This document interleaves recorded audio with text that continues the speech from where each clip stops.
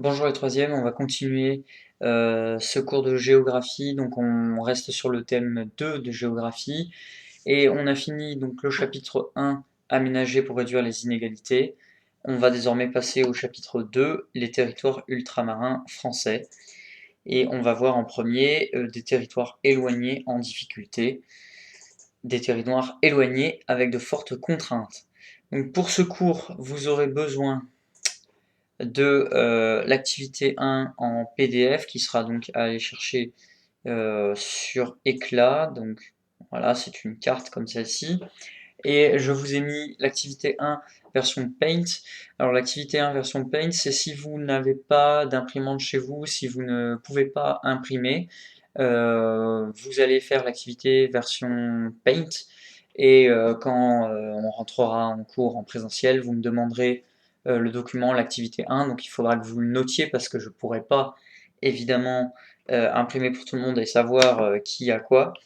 Donc vous noterez ça sur le côté, vous ferez l'activité en mode Paint et ça vous permettra de suivre comme les autres, même si vous n'avez pas l'activité à la main. Alors pour ce cours, on l'a dit, on va passer sur les territoires ultramarins français. Donc ultramarins, par ultramarin, on signifie des territoires qui sont très éloignés de la métropole. Donc la métropole, c'est la France. Ultramarins, ultra, c'est vraiment ceux qui sont à l'écart, très loin de la France. Euh, Marin, donc, hein, tout ce qui est en rapport avec l'eau, ça veut dire qu'on est loin de la métropole, loin de l'océan. On est évidemment, donc on ne prend pas par exemple la Corse, qui est une île française, mais qui n'est pas ultra marine, puisqu'elle est quand même relativement proche de la métropole. Donc ici vous avez une carte qui nous montre tous les territoires ultramarins français. On en a donc là 11 répertoriés, sachant que vous en avez certains qui sont regroupés ensemble, donc Saint-Martin et Saint-Barthélemy, ce sont deux îles différentes. Vous avez l'île de Saint-Martin et l'île de Saint-Barthélemy, avec parfois des petites spécialités. Vous voyez que Saint-Martin, par exemple, là, il n'y a qu'une partie qui est en vert. Eh bien, Saint-Martin est découpé en deux. Il y a une partie néerlandaise. Les Pays-Bas possèdent la deuxième partie, possèdent le sud de l'île de Saint-Martin, Saint-Martin en néerlandais. C'est exactement la même chose, mais avec deux E à la place du I. Donc, ce que vous pouvez voir également, c'est qu'on a des territoires d'outre-mer qui sont, pour la très grande majorité, sauf un, qui est la Guyane ici, ce sont des îles. Donc ce sont des îles françaises, euh, un peu parfois perdues au milieu de l'océan, comme ici la Polynésie française. Ça peut être un ensemble d'îles. La Polynésie, c'est 118 îles, 4200 km² et seulement 274 000 habitants sur ces 118 îles, parce que ce sont des petites îles. Et on vous montre pour la Polynésie française les plus grandes îles, donc Tahiti et Mooréa, qui sont des îles françaises. On a également un ensemble de terres qui sont réparties un peu partout dans le monde. On en voit là en Océanie, dans l'océan Atlantique, dans l'océan Indien. Ces îles ont une importance stratégique et économique de par leur placement, mais elles ont aussi de très très fortes contraintes, de très gros problèmes. Le premier d'entre eux, comme on peut le voir ici, bah, c'est l'éloignement, c'est le fait d'être extrêmement loin de la métropole. Et le deuxième problème, c'est l'insularité. On est face à des îles, dans la grande majorité, sauf la Guyane, comme on l'a dit.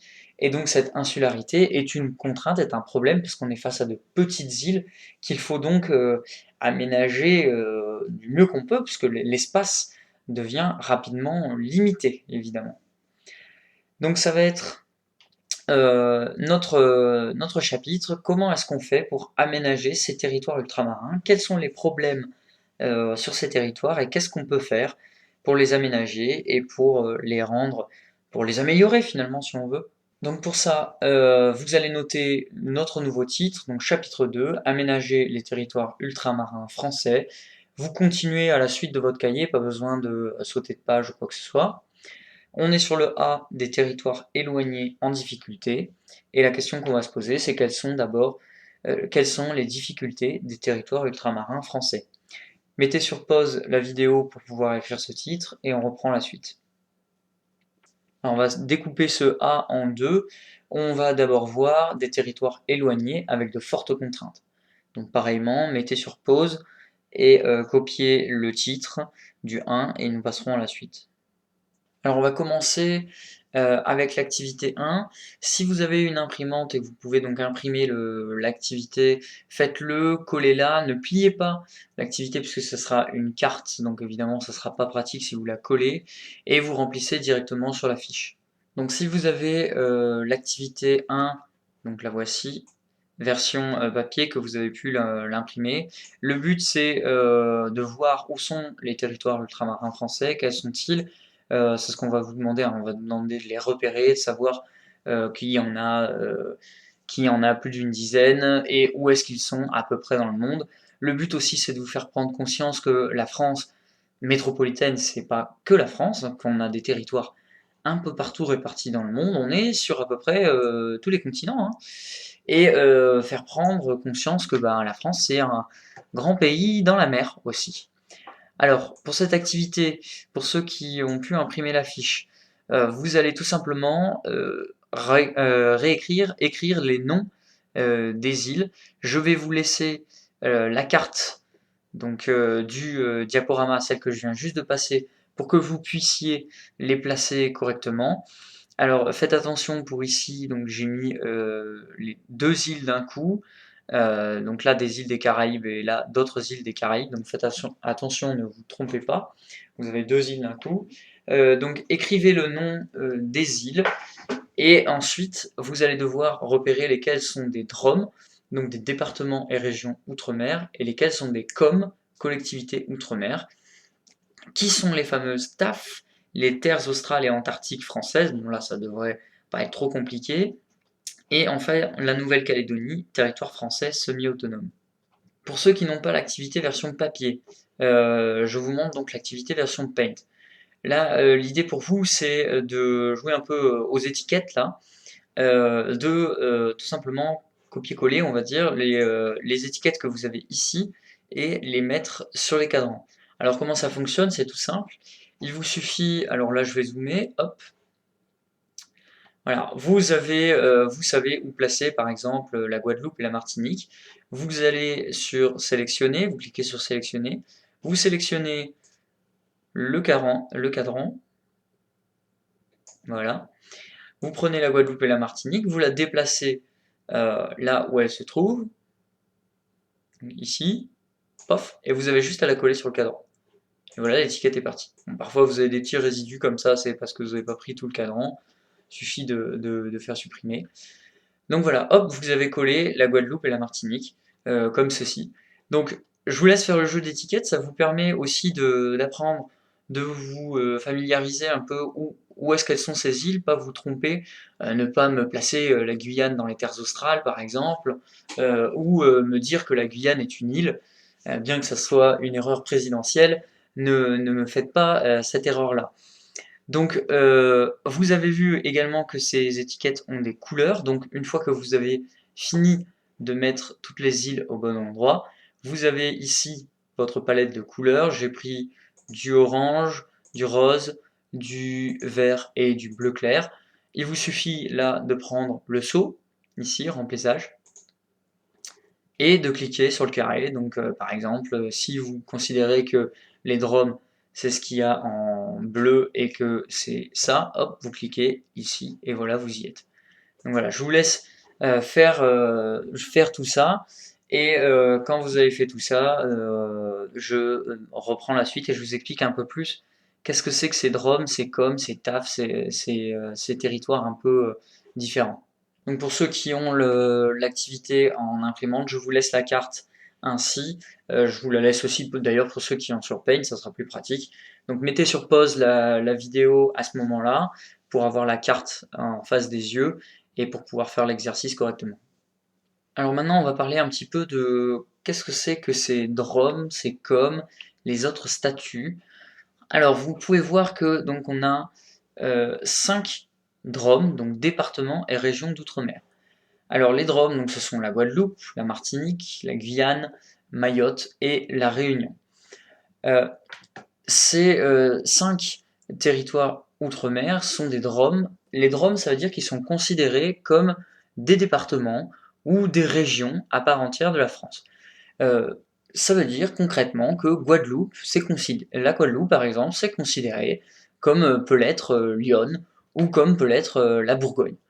Donc ce sont des départements vraiment à part entière, des régions d'outre-mer, et elles ont les mêmes pouvoirs, la même autonomie, etc., que un département en France. Donc elles ont vraiment exactement les mêmes pouvoirs que Lyon ou que pourrait l'avoir la Bourgogne-Franche-Comté. Ça, ce sont pour les DROM. Ensuite, nous avons les COM, donc les collectivités d'outre-mer.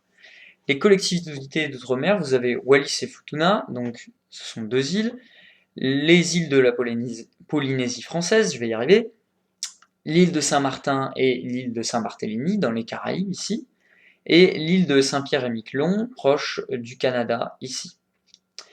Ces îles sont des collectivités d'outre-mer, là elles ont un statut qui est différent des DROM. Ce sont toujours considérés comme des territoires rattachés à la France, complètement rattachés à la France, mais elles ont, de par leur éloignement ou de par leur spécificité, une autonomie beaucoup plus large, beaucoup plus grande. Elles ont plus de pouvoir décisionnel que n'ont les DROM. Elles en ont plus tout simplement parce que ben, voilà, ce sont des territoires spécifiques, éloignés, qui ont besoin de prendre des décisions sur le terrain, plus que ne le sont les DROM. En tout cas, la loi française le considère ainsi. C'est un débat d'ailleurs, puisque certains DROM réclament plus d'autonomie. La Guyane, par exemple, en a réclamé assez récemment, mais on a toutes les îles de manière générale des DROM réclament plus d'autonomie parfois et voudraient être considérés comme des COM. Donc c'est un débat.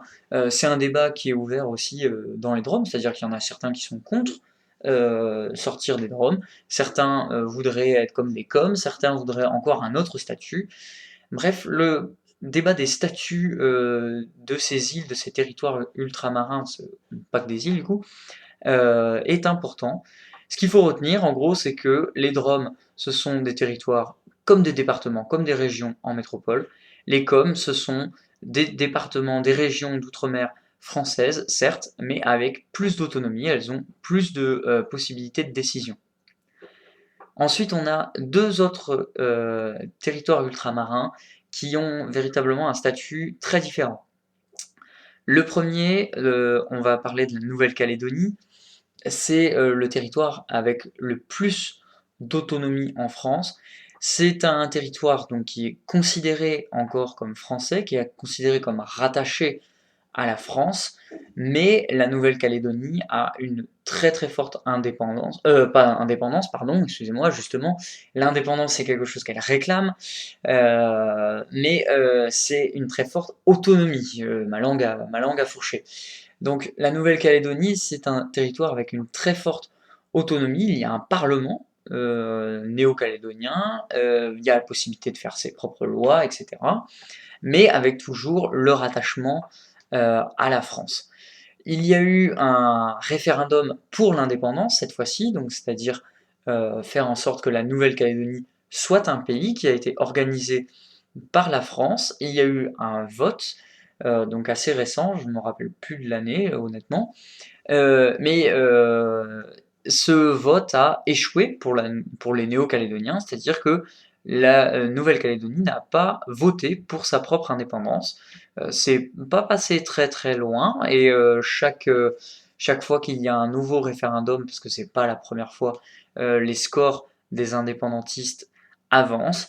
Mais voilà, c'est un autre sujet à débat. Il est fortement possible que un jour la Nouvelle-Calédonie soit un pays à part entière, véritablement détaché de la France. Mais pour l'instant, donc ça reste un territoire rattaché à la France, un territoire ultramarin rattaché à la France. La Nouvelle-Calédonie, c'est un territoire important français de par sa dimension. Si vous regardez, ça fait 18 575 km², c'est l'un des plus grands territoires ultramarins français, avec donc les terres australes, mais là c'est un peu particulier, et la Guyane, ici, donc qui est le seul territoire ultramarin français qui est plus grand que la Nouvelle-Calédonie. Donc la Nouvelle-Calédonie, c'est vraiment un territoire stratégique, d'importance, et un grand territoire français, en tout cas encore aujourd'hui pour l'instant. Enfin, on a les terres australes françaises. Alors là, c'est très particulier, ça se trouve ici. Donc ce sont les TAF, terres australes et antarctiques françaises. Alors pour retenir la différence entre arctique et antarctique, petit moyen mnémotechnique, vous savez, ce qui est lourd dans l'eau, ça coule, ce qui est plus léger, ça flotte. Arctique, c'est plus court qu'Antarctique, donc Arctique, ça flotte, ça monte. Antarctique, c'est plus lourd, ça descend. C'est ici, c'est en bas. Donc l'Antarctique au sud, l'Arctique au nord. Donc ici, on est dans les terres australes antarctiques, et la plus grande île se trouve être Kerguelen. Alors les terres australes, c'est particulier parce que comme vous pouvez le voir ici, il n'y a pas de population permanente, tout simplement parce que les terres sont quasi inhabitables, et aussi parce qu'il y a eu une volonté de la France de les rendre inhabitables.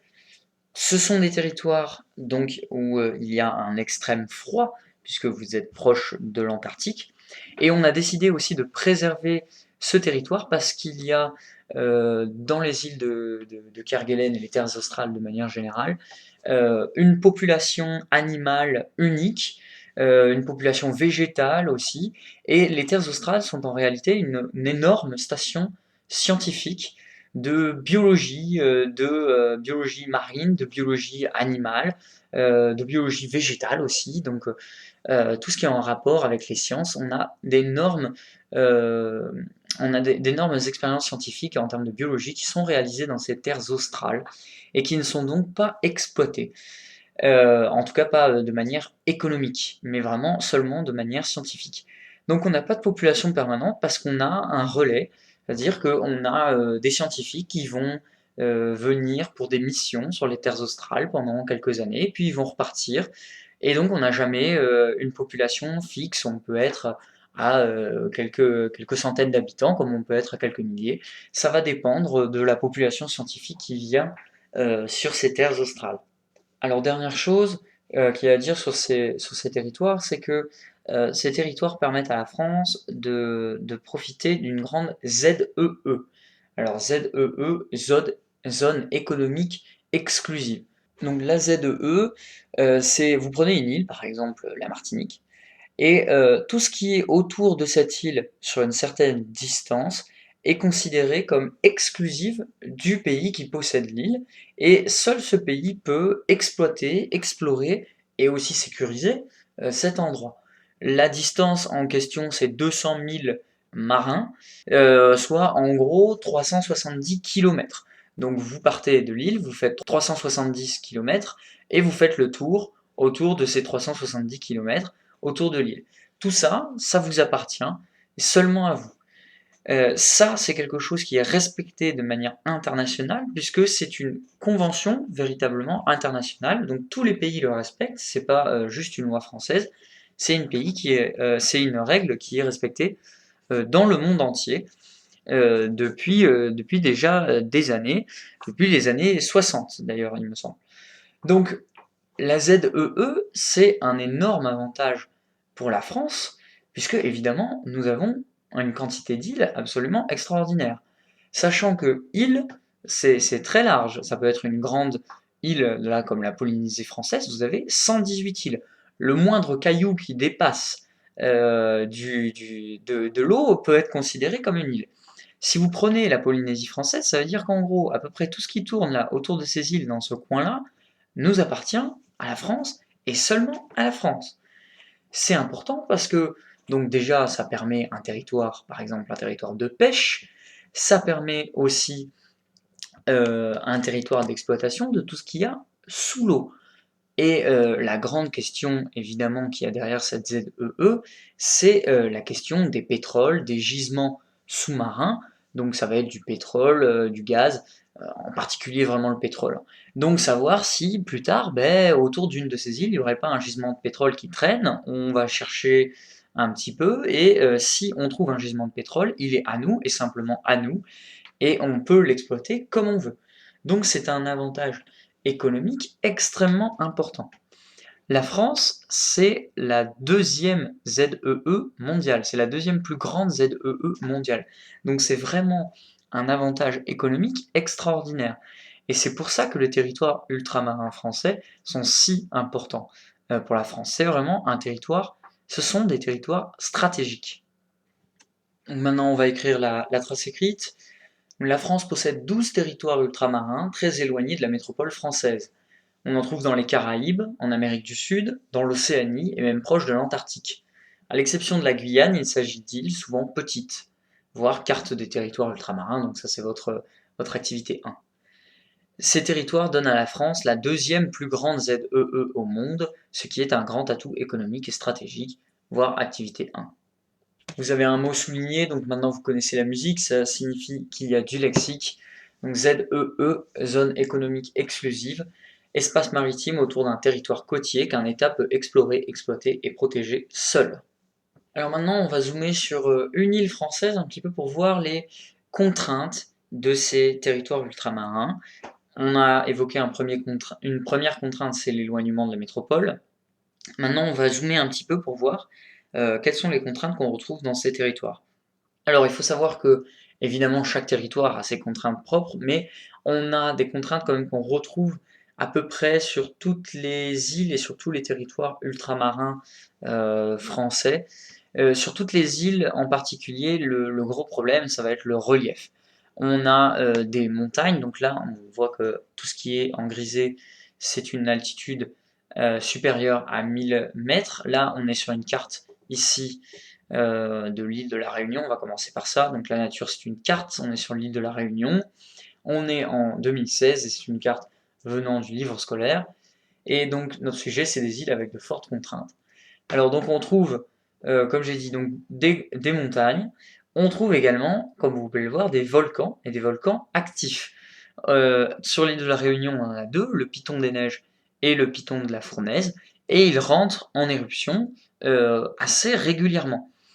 Donc on a un problème à ce niveau-ci, on a des volcans, c'est véritablement un problème hein, évidemment, puisque à chaque fois qu'ils rentrent en éruption, il faut se pousser de là, hein, puisque vous avez de la lave qui va couler. Donc on est sur un véritable problème, ici une véritable contrainte qui est le volcan, et l'autre contrainte ça va être les montagnes, puisque comme vous pouvez le voir ici, les routes, les axes de transport sont tout autour de l'île, ça veut bien dire ce que ça veut dire.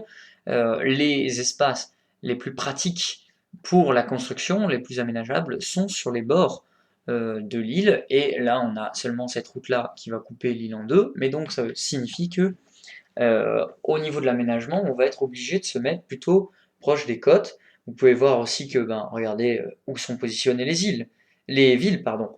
Les villes sont positionnées également sur les côtes parce qu'on a une contrainte au niveau de l'aménagement qui est la montagne.